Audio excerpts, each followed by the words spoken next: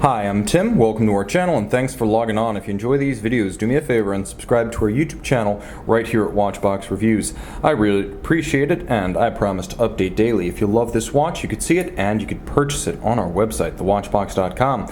And today we're discussing a 39mm Audemars Piguet Royal Oak chronograph. This is reference 25860ST. It's the style of the original model launched in 1997, but this is an F83000 serial number from the mid-2000s. Luminova dial, stainless steel case. You can see that while it may appear black on the screen, this is in fact a very dark navy blue Grand Tapisserie dial. The timepiece, 39mm on my 16cm circumference wrist, has the stance of a bigger watch, and that's the way it is with a Royal Oak or an offshore. You have to size down compared to what you would normally buy because they all wear large.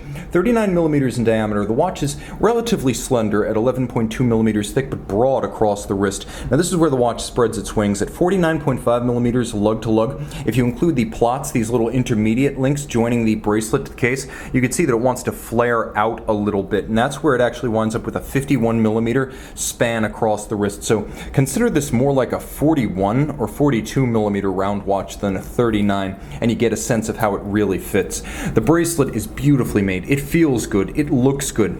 Royal Oaks are entirely hand finished, and a big part of what you're paying for is the finishing of the bezel, the case, and the bracelet. You can see every crease, every curve, every satin finished segment, every perfectly aligned polished bevel that continues perfectly from the case across the linked shoulders. That is all wrought by hand. You'll also note that AP has always done things the right way with the Royal Oaks and the offshores, attaching the bracelets and straps using screw-fixed bars rather than the occasionally suspect spring bar. Peace of mind. It's how it should be done on an expensive watch. Now you can see that the individual removable links are fixed in place by screws. None of that Patek Philippe nonsense with pin sleeves here. You can do this at home with a screwdriver. Size up your watch as it should be, putting the process in your hands. Now there is a simple and older style single trigger release, polished AP logo style deployant clasp.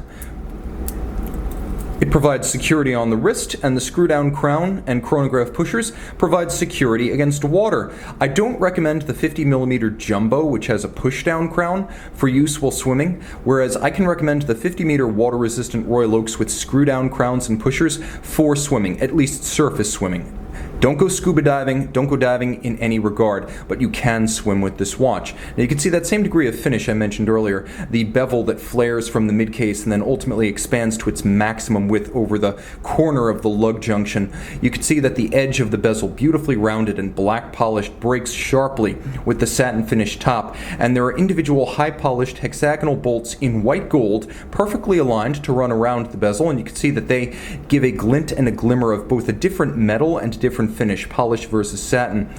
The watch features hexagonal chronograph pushers and crown to match the bolts in the bezel, and then the dial is Grand Tapisserie, which is a medium hobnail size. There is Petite Tapisserie, which you'll find on the jumbo, Grand Tapisserie, which we'll find on the chronographs and the standard 15, 3, 4, and 500s, and then there's the Mega Tapisserie, which is stamped, which you'll find on the offshores. This is Grand, which means it's still cut on a pantograph lathe, whereby a mimicry engine developed in the 19th century takes a big template and then copies every single hobnail and textural undulation onto this surface. So I recommend looping this dial when you buy the watch. The degree of detailing is incredible.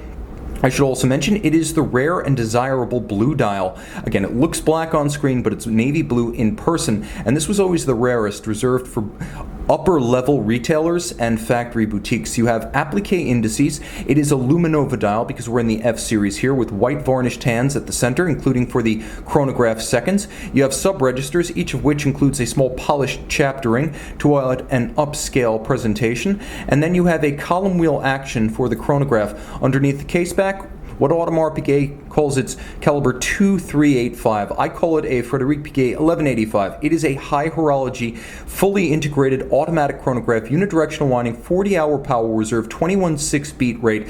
It features a quick set for the date, though it does not have hacking seconds, but it includes both column wheel and vertical clutch. The column wheel for crisp actuation feel and sound. It's a traditional and somewhat more expensive way to make a chronograph than a cam arrangement.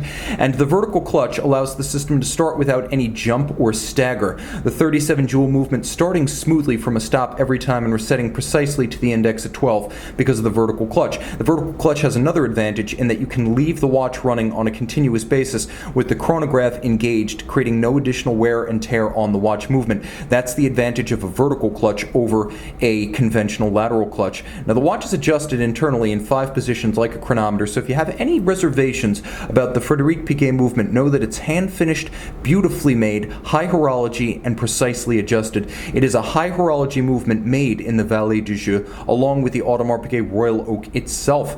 It's basically an anthology of the best of Switzerland, as the dial was created for AP by Stern Frère, founded by the Sterns who own Patek Philippe. It's the same Stern family, though it's today a Richemont company. Audemars Piguet building the watch, and of course, the movement by Frédéric Piguet.